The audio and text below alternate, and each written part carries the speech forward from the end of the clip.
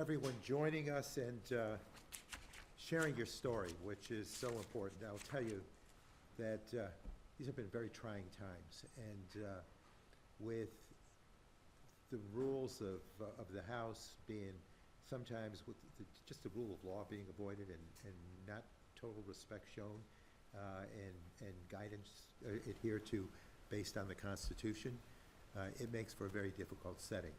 And but we're trying our best to draw public awareness, to understand exactly how deep these cuts are, what they mean, and how drastic they can be. So first I want to acknowledge you being here and knowing that this moment is difficult. I know that each of you is challenged right now, but I believe that none of you should be here under these circumstances. This is just not the way to run government. If I, as a member of Congress, am considered to be part of management, I apologize. This is not the way to respect your workers, and management gets what it deserves. It's a two-way street. So showing respect is indeed very important. You've spent your career serving the public, doing the work that keeps this country running. And now you've been cast aside, treated as if your dedication and your expertise don't matter. And we're here to say it does matter. It's certainly both your experience and your dedication and your expertise also do matter. You matter.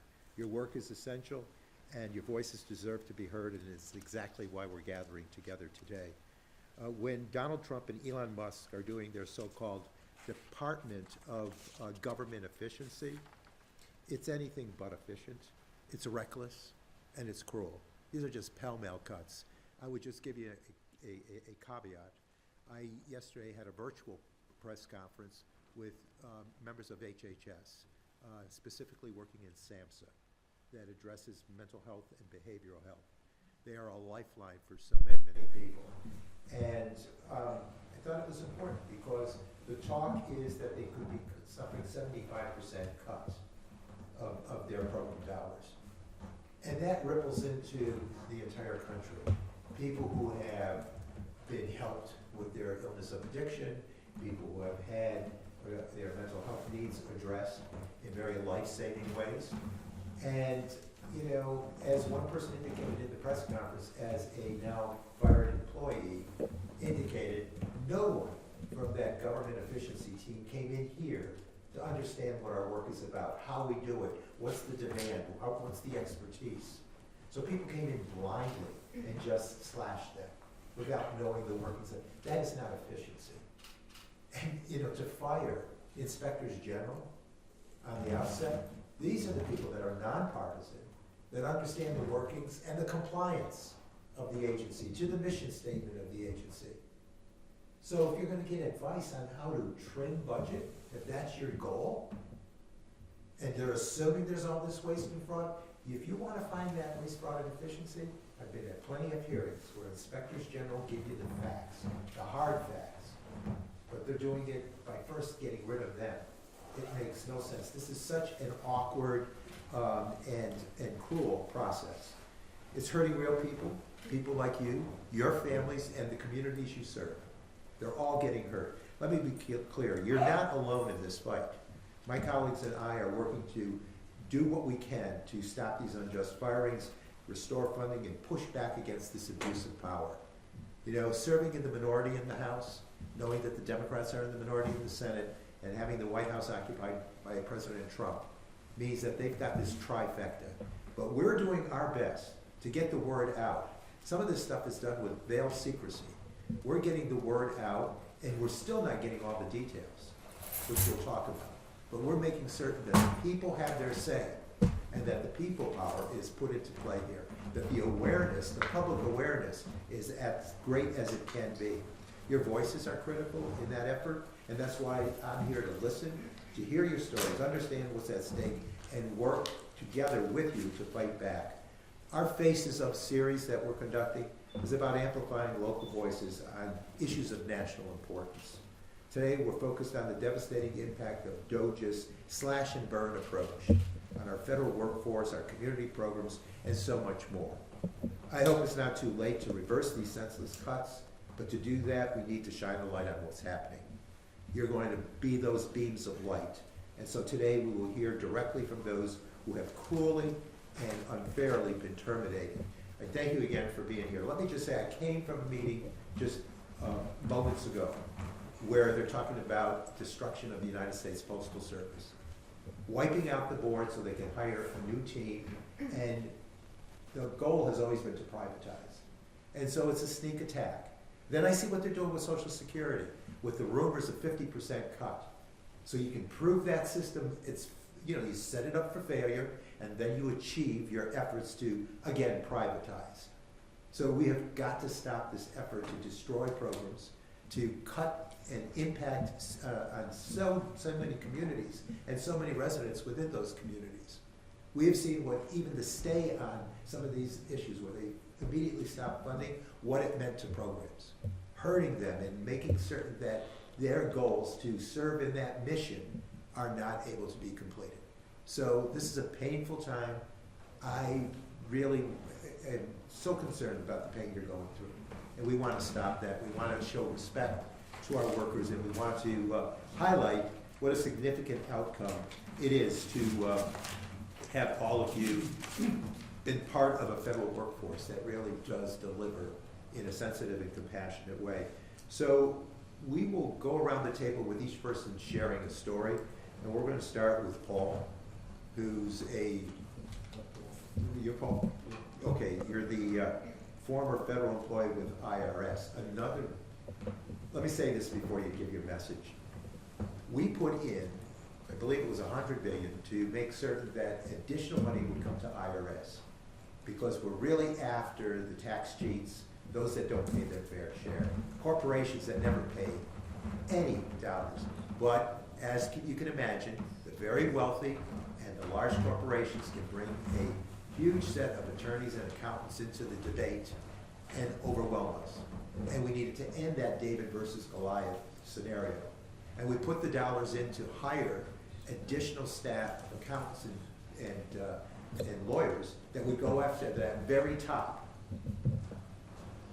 That is all going away. They have been taking away, chipping away at it, and now they're talking about huge cuts to IRS to make it even, to go from what that baseline that we were trying to improve, now they're going to diminish from the baseline, meaning that people, if they have problems with they're planning on getting rid of the tax preparers that can be of assistance. They're looking at, reducing the force so that when people are concerned about their returns, they're not going to happen so as quickly. So Paul, thank you for being here from IRS. Thank you for your determination to share your voice. So, tell us your story, please.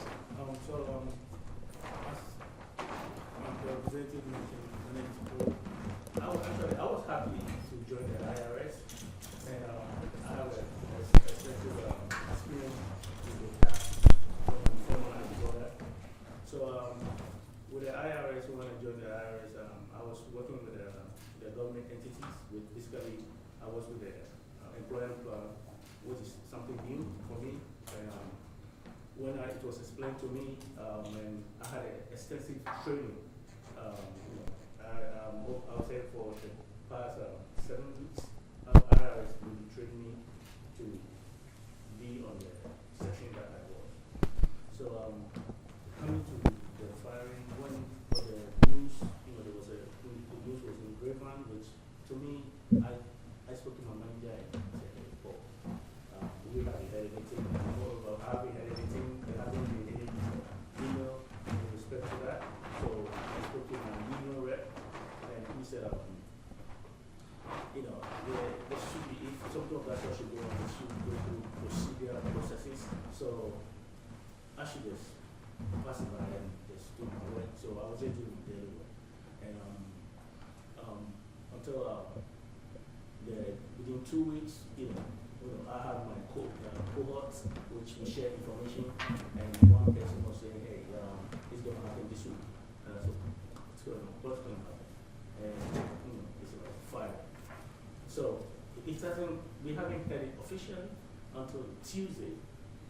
I was supposed to travel for training, and an email came in that we should cancel our flight and cancel our hotel. And so that's where I started kicking, is it going to be real? So within 3 o'clock, I called one of my colleagues, to share our information about, information about case. And he said, oh, I've been fired. And I said, what do you mean you've been fired? He said, haven't you received an email? I said, what email? So I said, go and check the email within the 2 o'clock.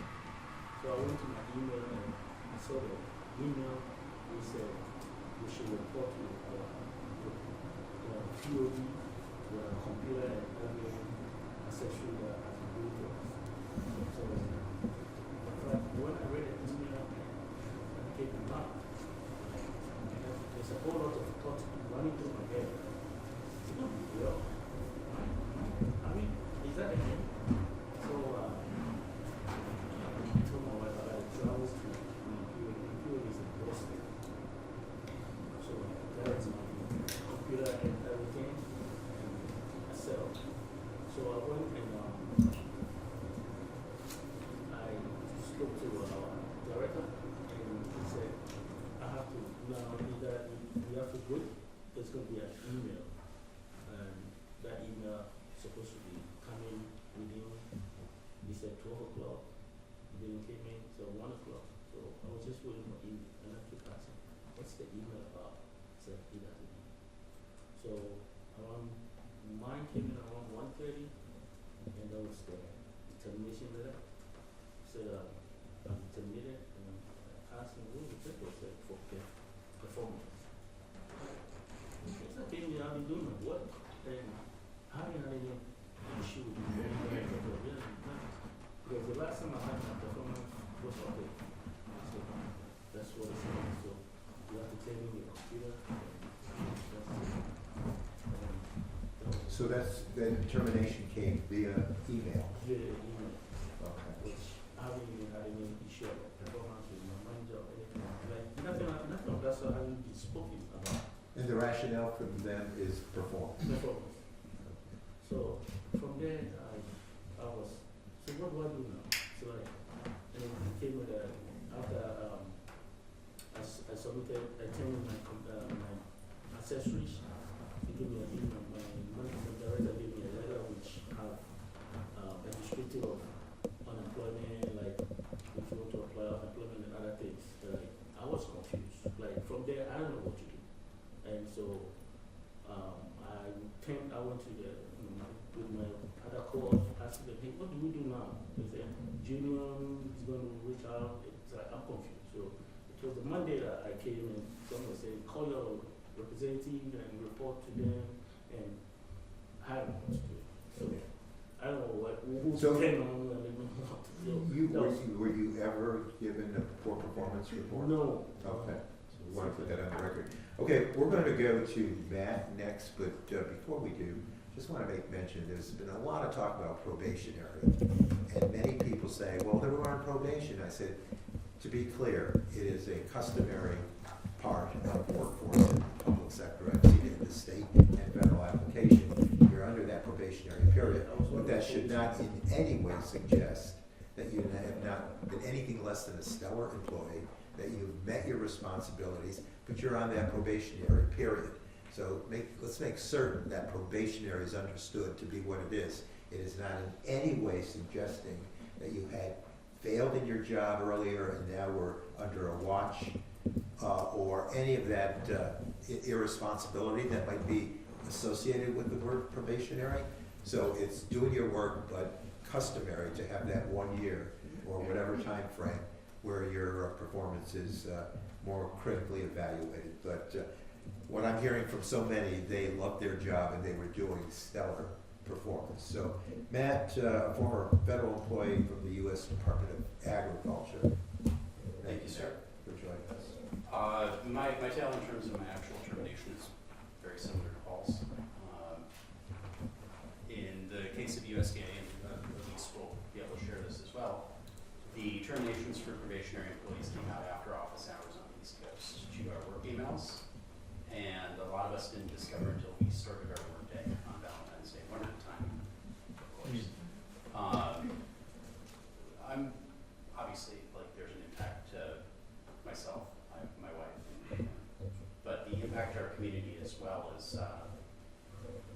significant.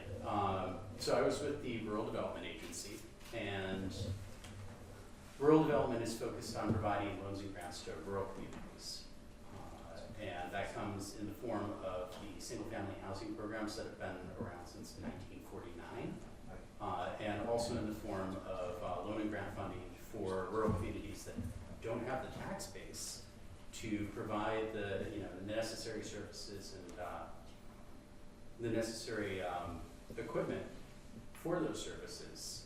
We're talking about fire and rescue squads in rural areas that can't afford to replace aging equipment. We're talking about water supply systems in small villages and towns that can't pay for the upgrade. We're talking about sewage systems in those same communities.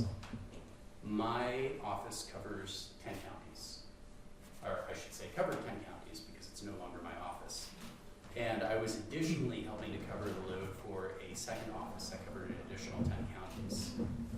Each of those offices, those counties comprised portions of 5 congressional districts in New York. That is a tremendous number of our fellow American citizens who are now relying on a greatly reduced agency to provide this funding to their communities. My area director, who supervised multiple offices, when we left the office on Thursday the 13th, she had 16 direct reports. And by the end of the day, on Friday the 14th, she had 8, and that's now 7 because of her retirement. That's not enough to operate these programs, particularly when these offices are serving such a large geographic area. My own office, portions of our coverage area were up to 4 hours away. There's no way to operate these programs with people operating centrally in a state as large as New York or Montana or Nevada or Wyoming. Rural development in New York at a state level has 72 positions. When I started in October 4 months ago, there were 70 full. As far as I've been able to reconstruct from talking to colleagues who are still there, the state organizational headcount for rural development is now under 50, possibly under 40. That's, you can't just have people do more work. There's a limit to the number of hours in the day, and there are timing requirements in the federal regulations, the legislation that governs these programs. It's impossible to meet those requirements that have been passed by our legislators, like Congressman Tonko, without sufficient manpower. You know, way back in the infancy of my tenure in Congress, I became aware of the rural development, economic development efforts that you do, that your agency does, and we have connected so many constituents with that program because they would never imagine that economic development would be under an umbrella of rural. And we've had tremendous results. And so it really hurts to hear you say it could be down as low as 40 from what were 70 directing the program. I think this is a setup for failure, and this really bothers me. I personally was working primarily with single-family housing programs, and I can tell you at least once a month we were getting a vulnerable fellow citizen calling in who'd been referred by their congressman's office in order to find funding for home repairs so they could stay in their home. We're talking about the elderly, the disabled, veterans, or some combination of those, statuses. The people that need our help most.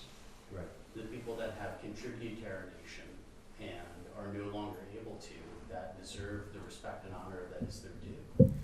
And just that message is really, really hitting home because I've been saying so many times over, this effort to $541 trillion, with $451 trillion worth of cuts in order to pay for a tax cut for the very few, either corporations or the very wealthy in society, at the expense of programs to serve the very many. And when you talk about the essential need of housing and assistance for economic development in rural communities, like, what are we doing here? We're destroying opportunity for so many just to gain advantage for a few with their $451 trillion request. Elise, who is a former federal employee with the Department of Agriculture also. Yes, Thank you. thank you. So I was a program specialist for food and nutrition services, for the Northeast Regional Office. The programs that we support are part of the Emergency Food Network. So the Emergency Food Assistance Program, the Commodity Supplemental Food Program, food distribution on Indian reservations, disaster relief, and USDA's Foods in Schools. So before that, I actually worked for New York State Office of General Services administering the Emergency Food Assistance Program. So I have 2 years experience with that. So it was a natural kind of transition into working for FNS Neuro. And the program itself, we support the Northeast Regional states with fully staffed. We were a team of 7, including our branch chief. And on Friday, February 14th, our staff was slashed. So myself and 2 other probationary employees, one of which I don't believe was a probationary employee, I think she kind of got stuck in that, were terminated due to performance issues. I'd only been there 2 months. I had to call my supervisor and let them know that I just got a letter and being terminated. She's like, I don't understand. Haven't even had a performance review. You haven't had any issues. It was still in a training period. Aside from the fact that I came with, food program experience and policy knowledge and, all the regulations and all that understanding. So I didn't understand why it was a performance issue. This is actually the first job I've ever been terminated from, which is interesting. More important. All while doing a great job. And bringing experience from the state level, which is incredibly important.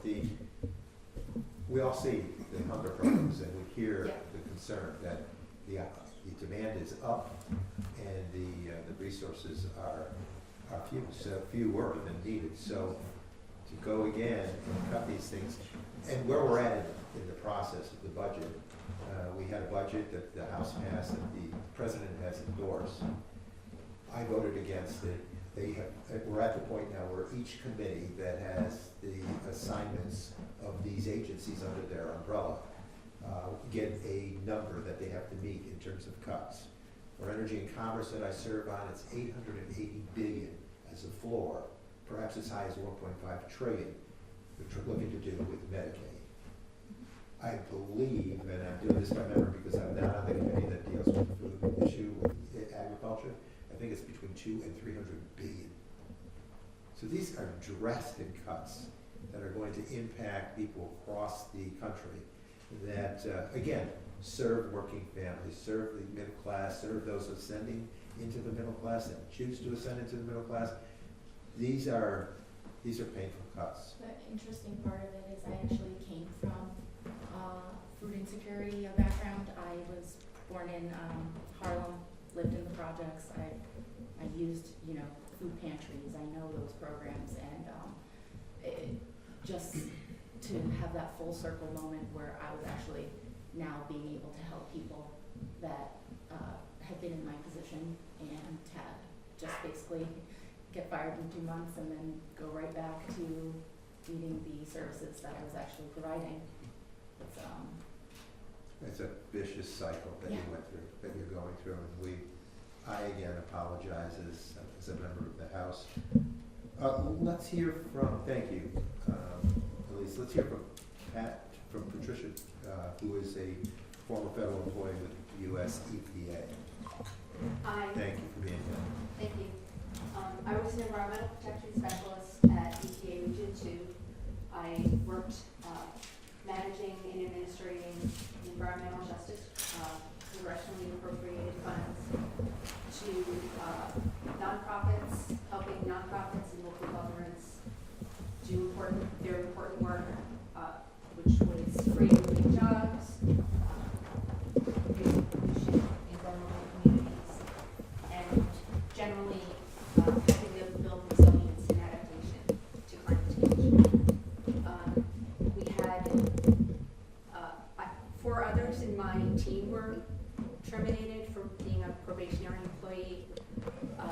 11 of our EJ staff were put on administrative leave. So that was a cut of probably 2/3 of our team.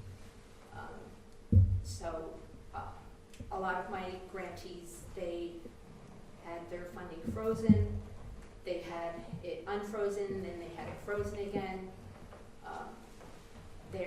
They expressed to me that they were feeling very insecure about having their projects go forward. So there's a lot of uncertainty to the completion of their extremely important work. Right.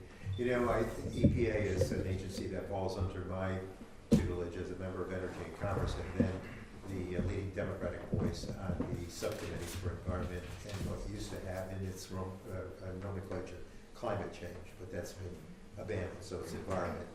And so I attempted to go in and meet with the new administrator and the DOJ staff, if they were there, and none of that request was granted and blocked from going in. I find it regrettable that we can't even get the information from the sources. You know, it tells me that they probably weren't part of the decision making, they're just reinforcing it. But there's no sensibility to these cuts. Environmental justice was part of the 117th session of Congress when we passed a number of bills that were very important about addressing clean air and clean water and remediation of soils. And a directive to invest funds in those non-attainment communities so that 40% of the dollars were going into efforts for environmental justice. So to hear this is like not only discarding the employees, but discarding the mission of bringing fairness to addressing our environment. And anything else, Pat, that you want to add that we should know? No. So we can't get these details, which bothers me. I did receive the termination letter with very vague references to performance. I called, actually my supervisor called me soon after I sent him the letter, and he said that was not true. That you didn't have full performance. I have a performance review that says otherwise. I have a letter from, a response from both supervisors saying that they had no input in the decision. So a misrepresentation of your own personal case. Yes, and all of everyone on my team. And we could call that a lie. And I'm Yes. not surprised because with fact check the other night, 40% of the facts shared within that speech to the joint session of Congress was determined to be a lie. Correct. So we're doing this cruel act without any sensibility, without any academics, without any awareness of what the roles are, and then we're lying about how it happened. So not impressive at all. But thank you. And Kareem, as a former not-for-profit employee funded by the U.S. Agency on International Development, or USAID, which is a painful cut. I'm hearing from farming communities that their produce, which they work so hard to deliver, is rotting because they stopped this flow of funds. Medications aren't reaching the countries for which it's intended, and children are dying since this stoppage has occurred. So tell us basically your thoughts. Yes, thank you. I was one of the core staff for this international not-for-profit organization that provides, their motto is to provide sustainable food, shelter for everyone, and a voice for everyone. And they relied 76% on USA, and they do work all around the world, and they've had to furlough 50% of their staff.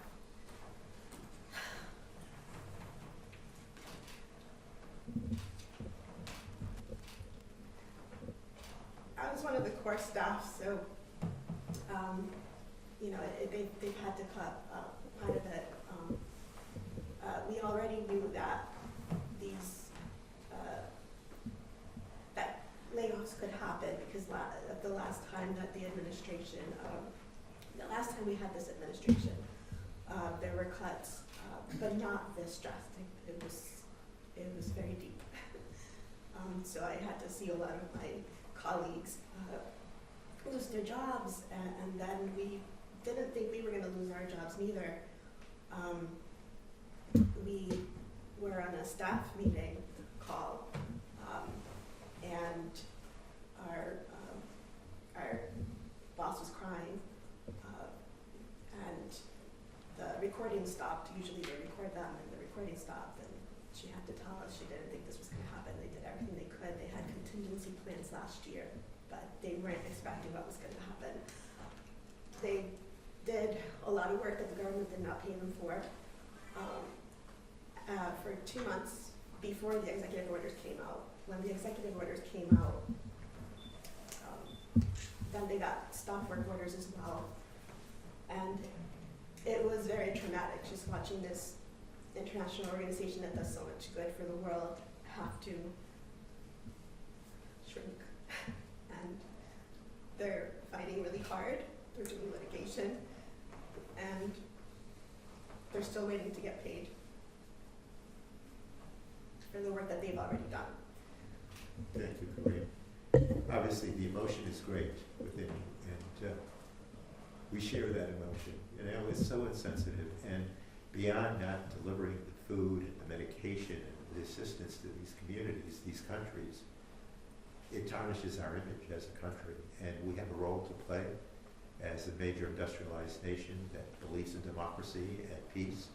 If we want to maintain peace, we address their basic essential needs and create that allied relationship so that they respect us. But it has been challenged with this kind of cut, and it's un-American, and it's having profound results, drastic results, with children dying and the like. And we appreciate you telling the story. It's obvious that you're very connected to what you're doing with USAID.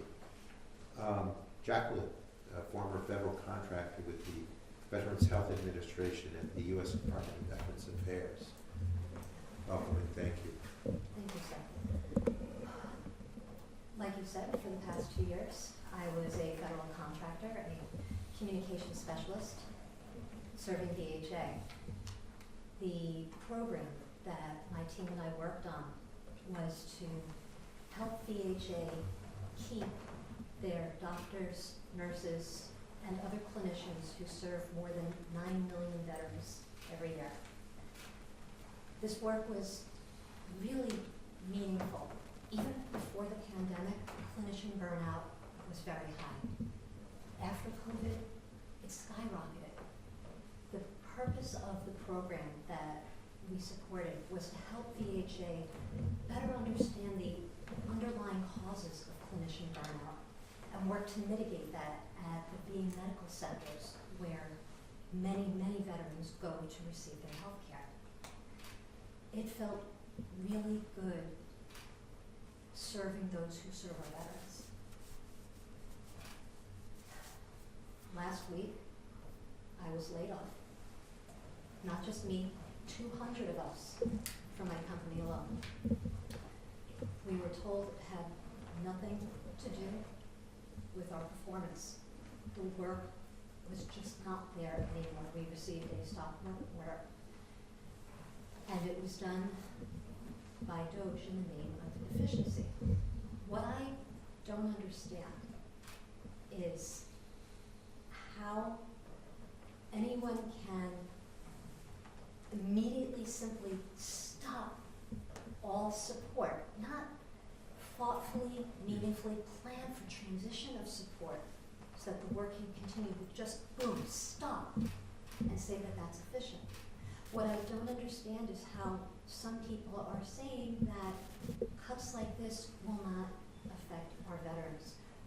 The work that just my program alone does is all about keeping the doctors, the nurses, the other clinicians that are providing healthcare services to our veterans. I don't understand that. What I do understand is that overnight my household income was cut by half.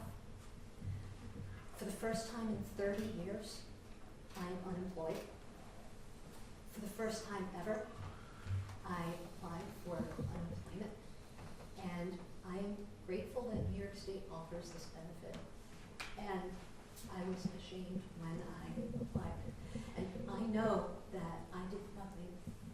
and I know this has nothing to do with me, who am I? And it's still stung. And now I am looking for work, and I'm applying to roles that are local, that are hybrid, that are remote, you name it. And so are thousands of others. The job market was already tough before this, with so many people unemployed looking for work, with so many people already working and looking for something new, with college graduates, recent graduates, upcoming graduates, and now there are thousands more of us, former federal contractors like myself, former federal employees, who are all looking for work and competing for the same roles. And I am 54 years old. I have decades of experience. I'm good at what I do. And I am concerned that because so many qualified, talented, passionate people are also out there looking for work, I'm concerned that I'm not going to get hired again. Thank you. I appreciate you all telling your story, and it's so obvious that around this table there's a lot of passion for what you do and a lot of purpose associated with that role in so many significant ways. And to just, again, come down cut and have these cuts not even addressed to Congress, circumventing Congress and allowing the richest person in the world to take a cleaver to these programs and then advertise his outcome with a chainsaw in the middle of all of that hurt and harm. That's ungodly awful. And we are attempting our best to get this back. I asked to be on the budget committee. The very last of 32 amendments we offered in the budget markup was the 32nd amendment, the 32nd amendment to the legislation that just simply restated the House of Representatives' role. The power of the purse rests with us. They wouldn't even approve that. The Republican majority would not allow that to be amended to the markup. Like, what's going on here? It's like, we have got to stop it.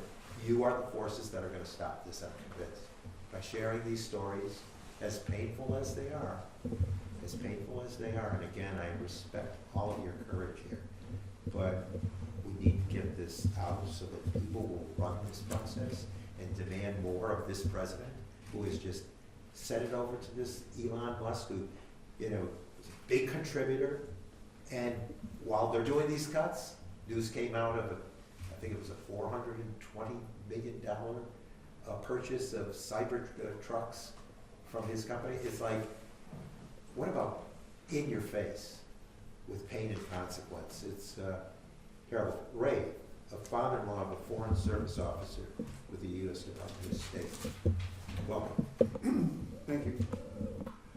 My daughter and her husband live in Mali, Africa. And they have a 10, 12-foot wall around their house with razor wire on top. A 24/7 armed security guard is at their house. To go out to eat, they have to notify the embassy ahead of time, and what they call a spear team accompanies them with automatic weapons, so they don't have to worry about getting kidnapped or the restaurant being bombed. It's, according to my daughter, I think it was called a triple security post. And they live there. It's not like the military where you have a duffel bag. The posts are 2 to 4 years, and families go there with their households. It's not a duffel bag like the military.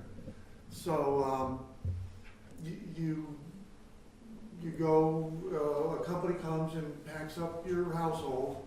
You're not allowed to do it yourself because of smuggling. So they can't just pack themselves up. So right now, they're in limbo because they can't pack themselves.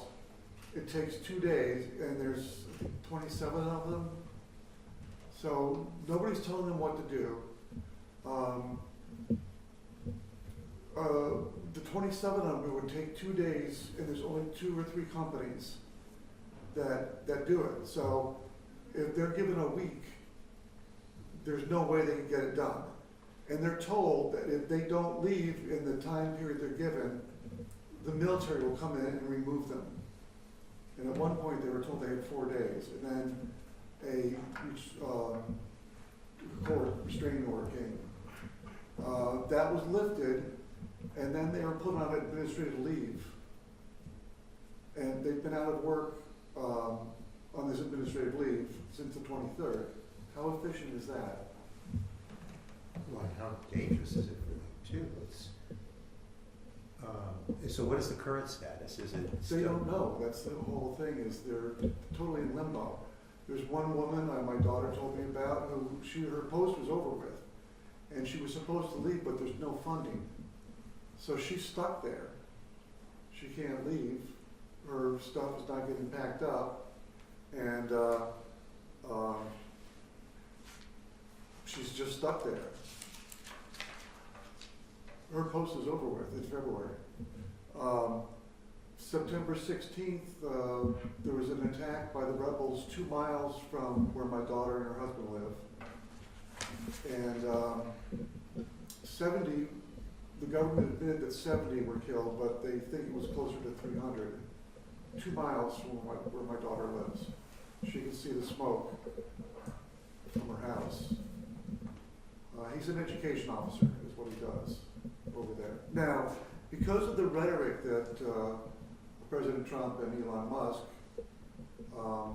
said about USAID being a criminal organization, the Mali government did a communique. It was in French, it got translated, saying that the USAID were funding terrorist organizations within the country, and sent that to the US government. Elon Musk then published that on Twitter, X, for the world to see, and further endangering the USAID personnel in Mali. So, just the lack of consideration for, the public, for an individual worker's well-being, their morale, their tomorrow with their economic instability that's brought about with this, just speaks volumes to this process, which is just cold-hearted. And tragically, I don't think it's what the public was asking for. and just to show the further sacrifice that some of these foreign service officers and their families make, I'd like to be a granddad someday, and my daughter and husband want children. It's essential personnel only posting. So they've put off having children while they're posted there because if they can't have children there. So the 2 years they've been there, almost 2 years, they've put off having a family. Their next posting was going to be Guatemala, which is they could have a family there, but they put off having a family. Yeah, so all these contributions. For the that United work- States. Yeah, the contributions of the selflessness of workers as they pour themselves into these roles, and they truly believe in what they're doing. Exactly. I hear that. I hear that sense of purpose, and to not honor that, not to respect it, is vulgar. And I want to work tooth and nail to stop this. And to live And that's with why I asked Russia for the budget committee. around your house, so you can help the United States. Now Russia and the Wagner Group has moved into Mali, and Uganda, Russia is bragging about how they've helped with the Ebola outbreak in Uganda instead of the United States. Well, we're setting up the U.S. again we won't go down that road, but some of the recent activities with Ukraine and Russia are really suspect. and it's very hurtful there too. But thank you, Ray, for sharing a very unusual set of impacts that. And they're all worried about how are they gonna get back? Are they gonna get back? Are all their possessions gonna get back? Some of the staff have dogs. In order to get your dog back, you have to do blood tests on the dogs, any pets, before they can come back. See, this is the thoughtlessness, you know, it's what, back to my Samsung example from yesterday. No one knows the culture of the workplace, and no one knows the expertise that's required, no one knows performance, just going in and pell-mell cutting it, just rejecting the worker. It's totally callous. And there's no guidance whatsoever. They're not being told anything. All while the architect of these cuts is getting contracts from the federal government and has made much more money since the election because of connections. It's mind-boggling. Dr. Elizabeth, scientific researcher funded by the National Institute of Health, and why the painful cuts to research. Yeah, tell us what you can here. Yeah, so I work for a local nonprofit. It is a small research institution. We're located in Albany. We work very focused on stem cell models of diseases like Alzheimer's disease, Parkinson's disease, and advanced form of adult blindness called macular degeneration.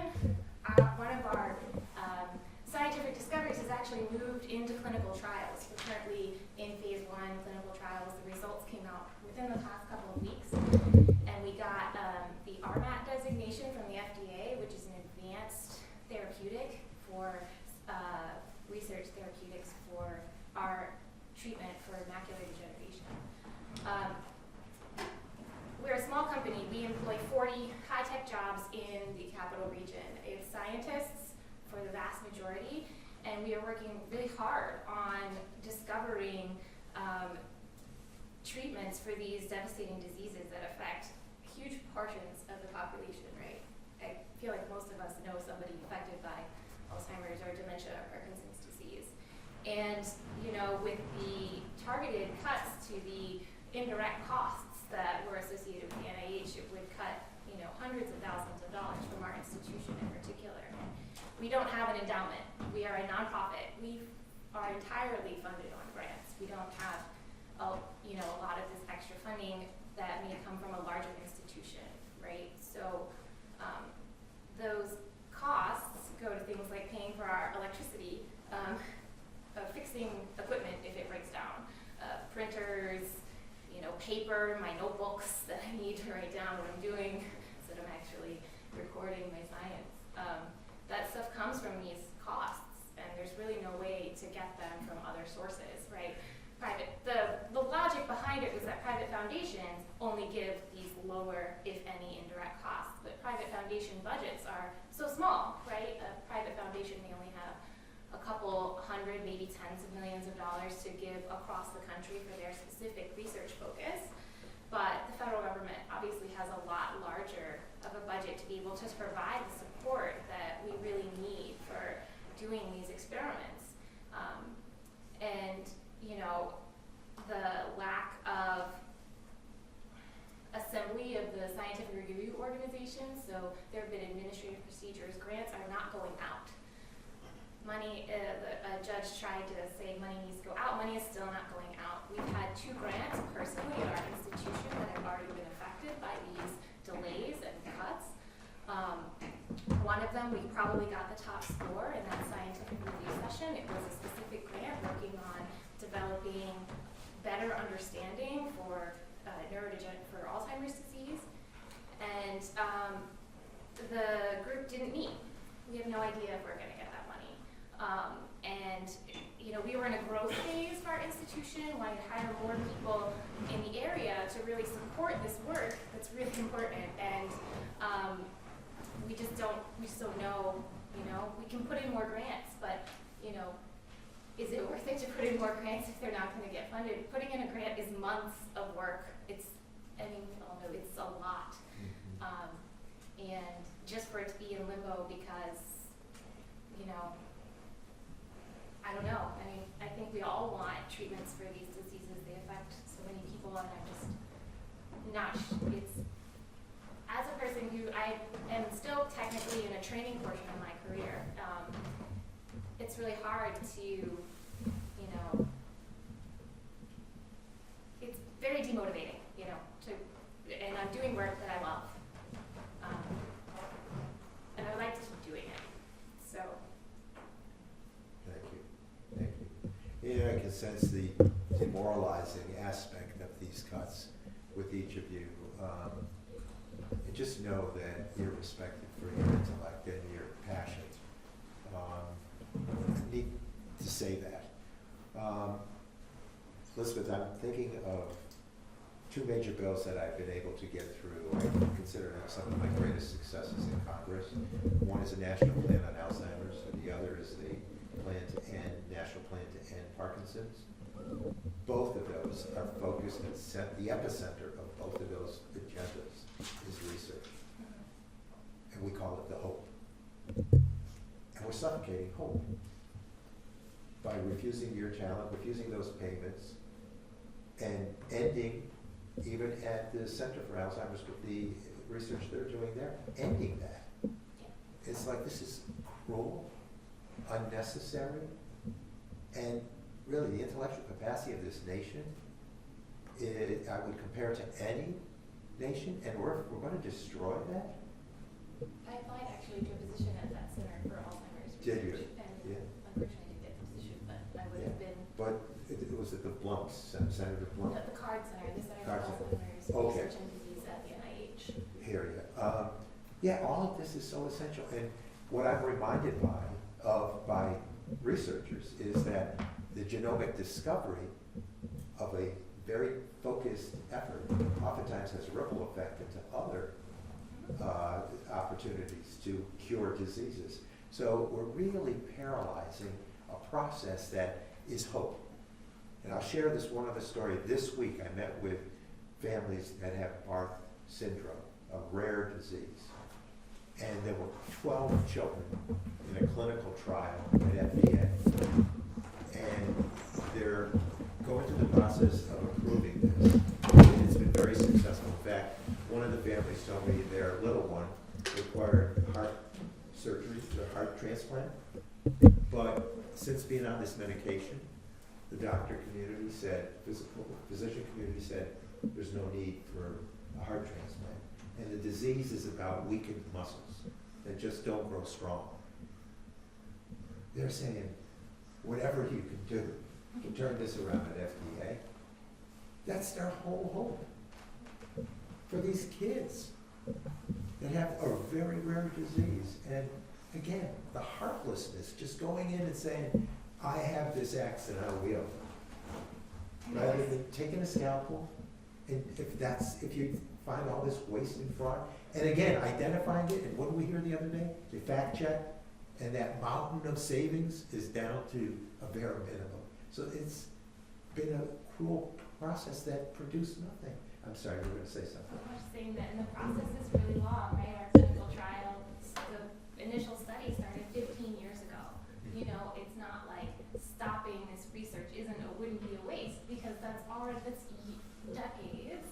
And then how do you get it started up again? Yeah. And are there consequences for that time lapse that occurred? Yeah, you can't just, you know, if I start an experiment today to do certain things, the end point is not for months. So I can't just stop it in the middle, it doesn't work that way. Well, thank you again. And Andre, Chief Executive Officer with Hunger Solutions New York, thank you for being here. Thank you for the invite, Congressman Tonko. Thank you for organizing this impactful discussion today. I'm impacted by hearing these stories today, and it's sad. We as Americans, we're proud. We're proud of the work that we do. We're proud to be able to support our families. We're proud of our ability to support our communities and help people. I heard stories today about helping veterans, helping our older adults, helping children in the state and around the country. It is really, awful, to hear some of these stories where, this slash and burn that is happening. I represent a statewide nonprofit anti-hunger organization. We work to expand and reach the reach and the effectiveness of the federal nutrition programs. These are programs like SNAP and WIC and school meals and child nutrition programs around the state. And we're deeply concerned. We're deeply concerned about the direct threats to these programs, including the proposed cuts to SNAP and school meals. Think about it, taking away folks' ability to put food on the table, taking away food from our school children, like our future leaders in this country. Some families, truly rely upon the school day, to feed their children. It is, we anticipate that there could be some really chilling effects on program access following recent actions, recent executive orders, targeting immigrants, funding cuts to resettlement coordinators that help folks to, make their way in this state. I thank you, Elise, for sharing your story. USDA, FNS, NARO in particular, the Northeast Regional Office, we get a lot of support from. And thank you for sharing your story about, your beginnings. In my work, I hear a lot about folks. These stories are not few and far between. We hear so many times of people coming from humble beginnings and then, and access these programs to help feed their families, and then go on and do just wonderful, beautiful, great things in this country, in this state, and we want to continue that. Like, we want people, to have that safety net in this country. We want people to be able to, experience hard times and then move on, because we provided the support, and move on and be able to do great things. Thank you for sharing that. We are distressed to hear about the recent firings of USDA staff, including researchers who evaluate anti-hunger programs and, truly help us to improve the effectiveness and the efficiency of the work that we do. It's really, really sad to hear, regional office staff who have provided critical support to state agencies that administer these programs and help our veterans, help our seniors, help our children put food on the table, eat in school, and eat at different programs, that they access. I just want to say that, these federal freezes, these cuts, they create chaos for an uncertainty in programs that New Yorkers rely upon to put food on the table. We just appreciate the opportunity to be here, to raise these concerns, and to work together to protect New Yorkers and protect Americans all across this country. Thank you, Andre. Thank you. Well said. And, very important.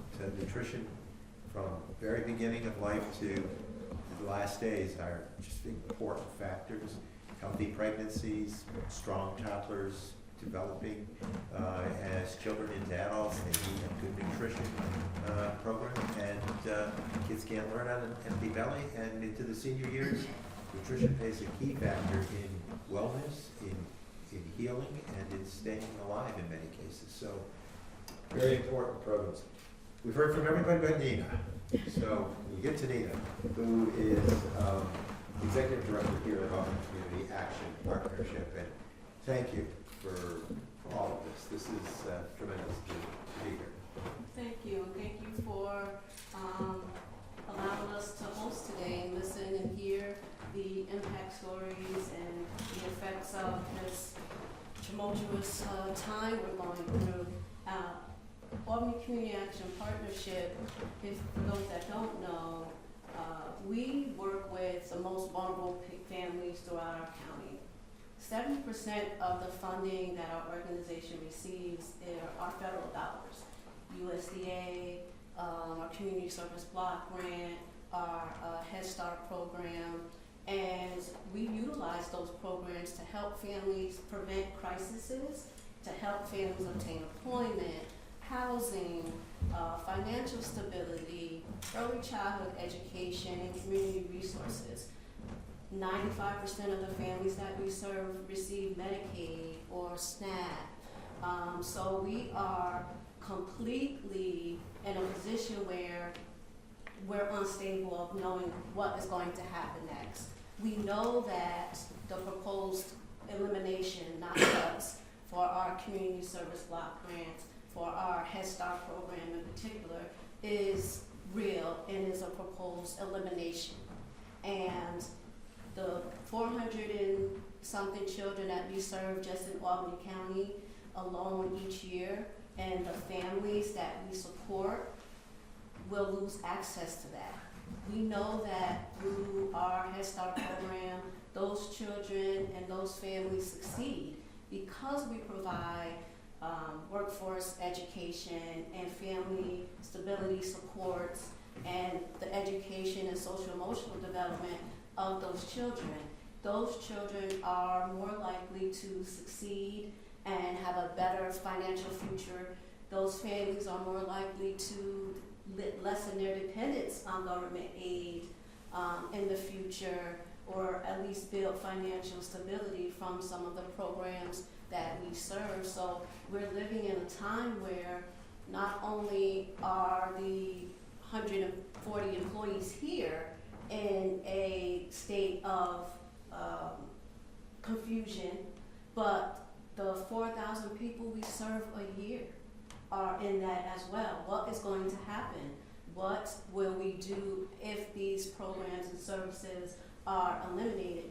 And listen to your stories today and the impact that you have grown is exactly what we rely on from the federal government. So our program analysts, our research, our entities that work with making sure that we're following the federal guidelines, that we actually get funds, so that we can give out those funds, that we can provide those services, pay our teachers, pay our caseworkers for the work that they do on a daily basis with the most vulnerable populations. These populations do not have a safety net.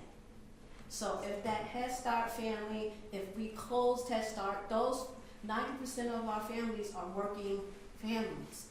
They could lose their jobs because there's no longer that child care in place, or those transition supports that help that family when there are housing issues, when there are utility, energy issues, so they can't pay their national grid bills, they're being evicted. Those barriers and those stopgaps are what we do to help those families continue to survive. And so the notion of the cuts that are looming over our heads are just putting us in a state where my staff is concerned, the families are concerned, there's a sense of unease, not knowing day to day, and just listening to you guys got notice that day. So there's no safety nets for programs like ours or for the communities that we serve. There's no stopgaps there.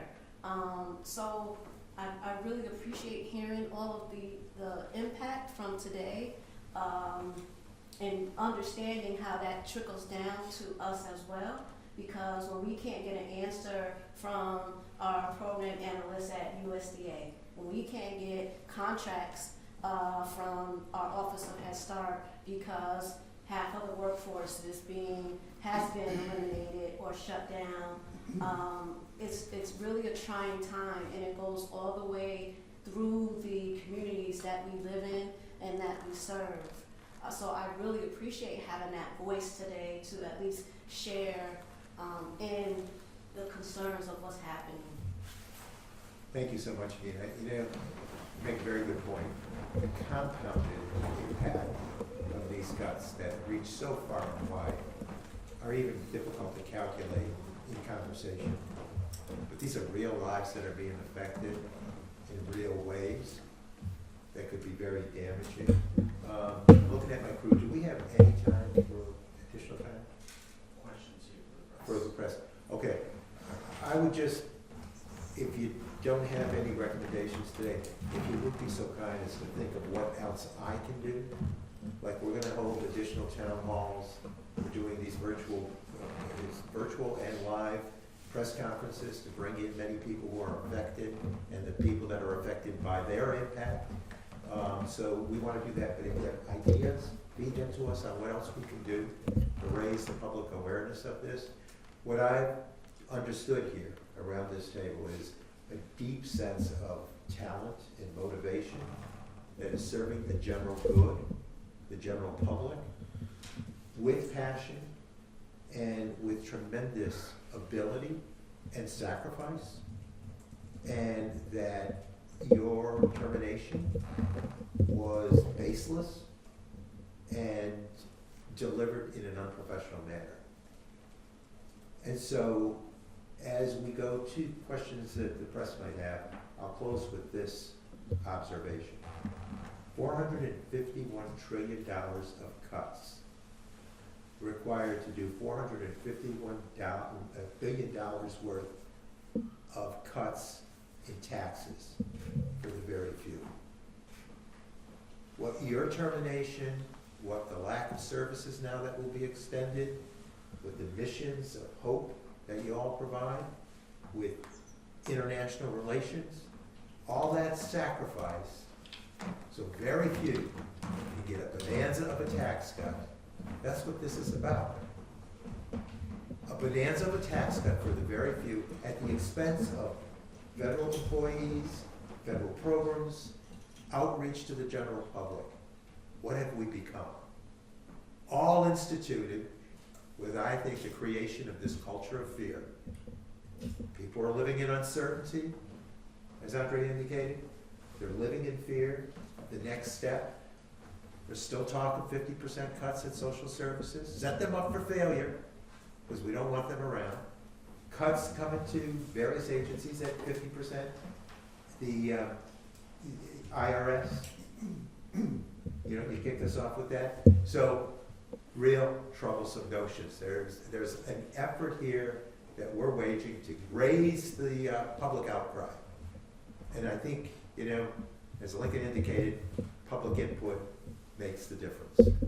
So first, thank you for hearing all of us, and if I may, something to please share with your colleagues, that things that worked in the past, in previous administrations, holding up signs, showing solidarity, that doesn't work anymore. That doesn't meet this moment. And please talk to your colleagues about trying something different. We are looking forward for that leadership so that we can also do more. Yeah. Right. We need a bipartisan outcry about circumventing Congress. We've been making that pitch. We need to have both sides, both houses, bicameral, bipartisan, speaking out forcefully that this is not in order of the Constitution. It's not rule of law. And for those who suggest we may be entering a constitutional crisis, there are others who are suggesting we're in that moment. So thank you one and all. To our partners in the media, questions of anyone? Yes? Kathleen Moore, another question for Beth. You were talking about USDA and how you have such a wide territory, and places are 4 hours apart, and you just can't do that from a central location. For those who might say, well, can't you just do it by phone? What is the need there? Well, a lot of the limited grant programs that rural development administers require that there be annual physical check-ins on government-funded equipment and properties that have been backed by loans from the federal government for these rural communities to make sure that they're being maintained for the benefit of the populace, to make sure that everything is in order, that the systems that are being paid for are not decaying, that there's no need for further funding to preserve these systems and thus preserve the welfare of the citizens in these small municipalities that don't have sufficient tax base to do it themselves. Is it sort of like a check on fraud, like to make sure that the money was actually spent properly and? I would say it is an exaggeration to characterize it as a check on fraud. I would say that it's more of a security guarantee to make sure that these investments that the federal government is making in these communities are being preserved for our citizens. I think fraud is such a low concern with things like, you know, funding buying a new ambulance for a rural rescue squad, or, you know, a water filtration and distribution system for a small village in a rural area. These systems are being built. The governance of the funding and the procedures that are followed when it occurs are very carefully designed to make sure that fraud is not occurring.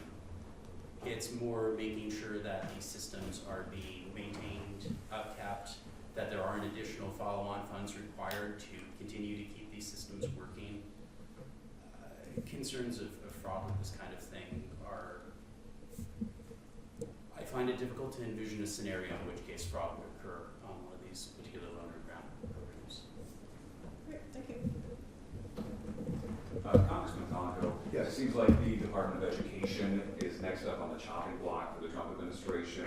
There's a number of things that are going to happen here. One being the loss of jobs, another parents questioning what their children's education is going to turn out to be, and the third is another government department that was created by Congress that seems to be getting chopped by the executive branch. So my question is, what are you and the Democrats in the House planning to do about this? Well, we started with an attempt to meet with the acting Secretary of Education.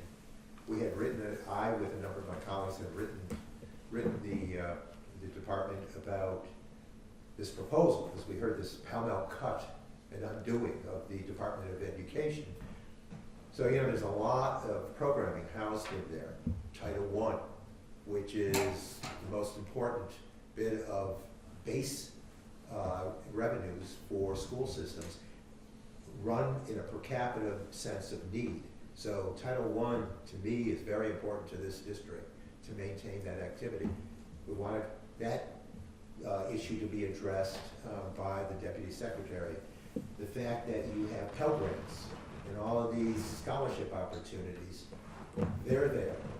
What does that mean to the further existence of that programming?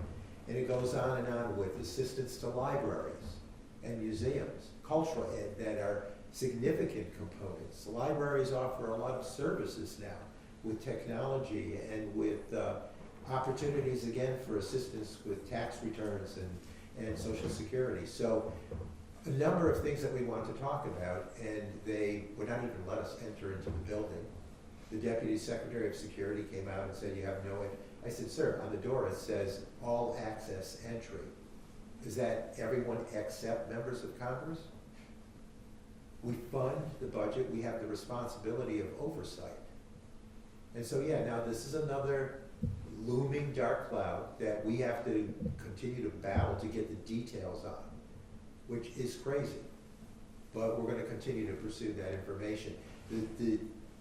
The fact that this ghost agency, the Government Office of Efficiency, whatever it is, the Department of Government Efficiency, this is a shadow agency that was never authorized by Congress.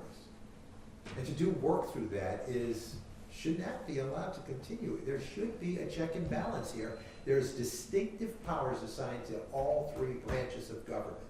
And the executive and the legislative and the judicial all have checks and balances that come from that. But we are co-equal branches. And to ignore that is disturbing. When you talk about Medicaid cuts, to the tune of $880 billion, or perhaps as high as $1.5 trillion, that's affecting a lot of people. The highest concentration, I think, in upstate New York for congressional districts is to the north, in District 21, where 295,000 recipients for Medicaid are there. And that tells me there's a lot of need for that education aid to go to that district. And it tells me that when almost 300,000 of 800,000, round number, for residents that, for individuals that we represent, that's a huge percentage. So we need to be loud as a state. We need to be loud as the public. You know, I know these things have worked in the past. I know this is different, but we need that to get ramped up also, so that the awareness is there. We're searching yet for those answers. And what we're gonna do about it, I know that the Education Department or Education Committee and Education and Labor Committee in the House is fast into this whole thing, pushing for answers. But not only are the threats offered and the fear culture enhanced, but you can't get details, even in exchange with the people who are assumed having the responsibility to do all of this. It's a very awkward time, a very awkward way of doing business, and a very tragic outcome where, you know, there's favor shown those who gave and gave deeply. Do you think ultimately this ends with the Supreme Court? Because everything you mentioned there seems to have to deal with Congress's power of the purse, which is just being bypassed. Well, when you ask what we're doing about it, it's a lot of this is public outreach and public information growth, but there's also efforts made by us to wage a case on behalf of all of these steps, and there will most likely be a challenge again in the courts, and we're winning a number of these things. But in the meantime, you're disrupting program flow, you're disrupting research, you're disrupting the lives of individuals, you're firing people, all needlessly. You know, this is like, give us the assignment, let's work together. But this was, you know, working alone, showing total disregard to the legislative branch of government. And, you know, again, to restate Article 1, power of the purse rests with the House of Representatives, and then confirmed down the line by the Senate. But the ultimate beginning responsibility rests with the House of Representatives, and there is no contact with us at all. Congressman, Yes. the Saratoga Historical National Park was supposed to get $160 million. I think it was that was announced last year. Is that money still coming? I couldn't even tell you about any of these dollars that are in limbo. The dollars that were addressed by Pat from EPA. These were things that, in some cases, contracts were let with states, and they may not have yet distributed those dollars. So there's going to be a court process there. But they're looking to comb all these dollars to accumulate the $451 trillion that they need. So wherever they see something that they could easily take, they're going after.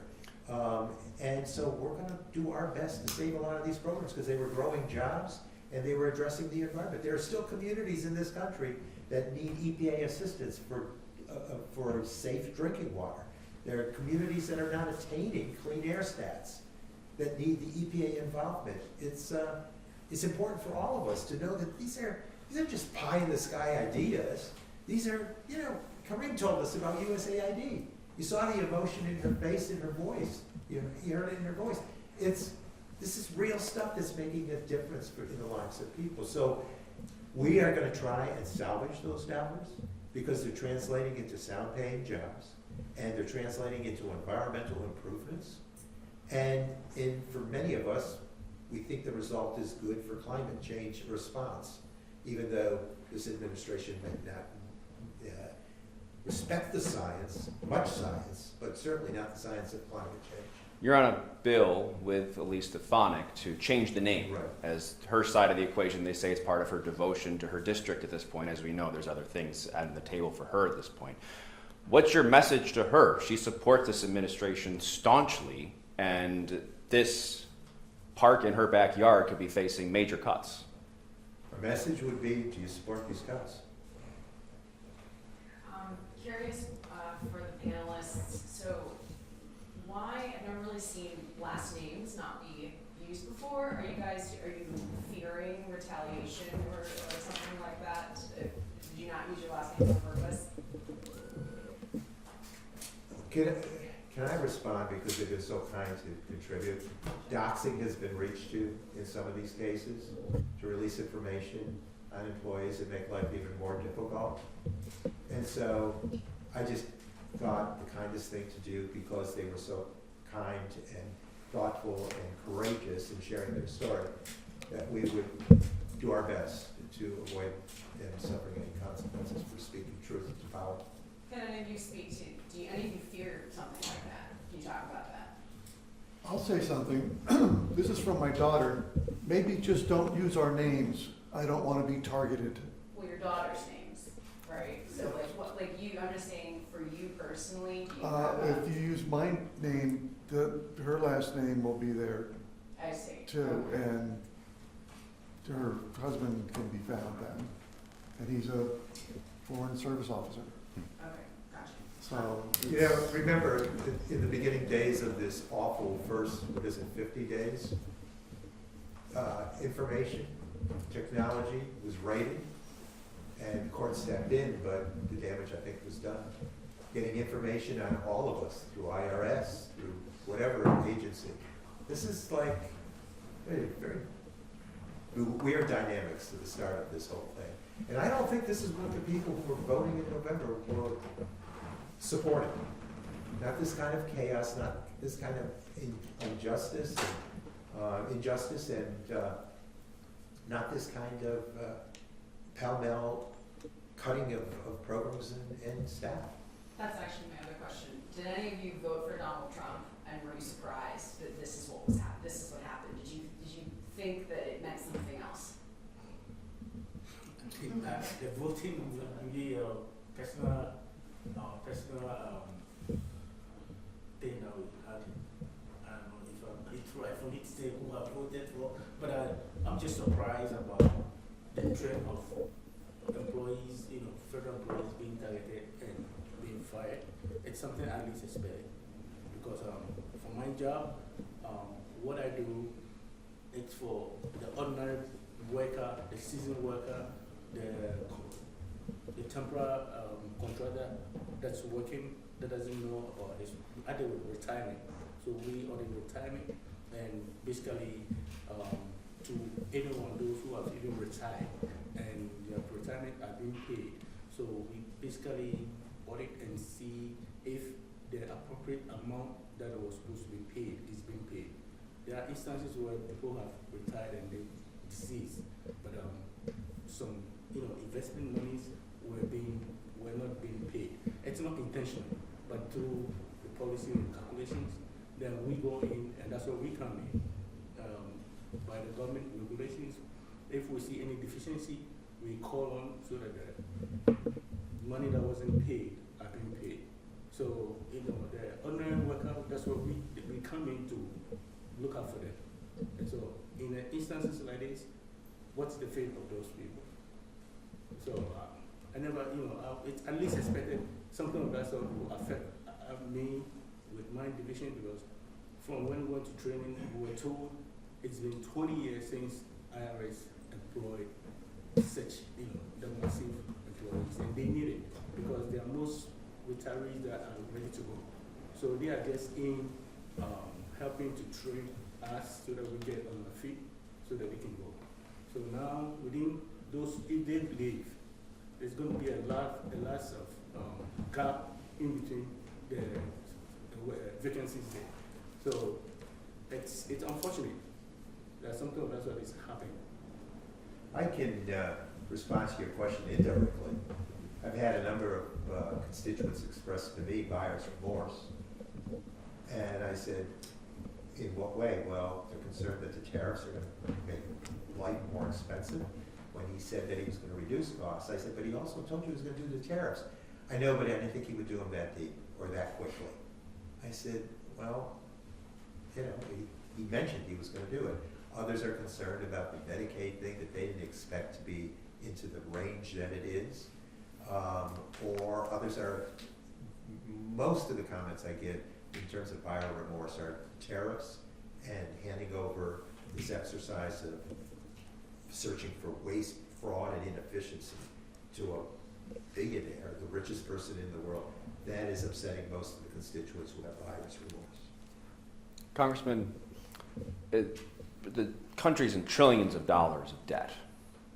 How much is this making a dent, some of these cuts to this workforce? Actually, it's adding to our debt. Our the calculus on this effort to do these tax cuts. The first time around, with the 2016 tax cut from President Trump, I voted against it.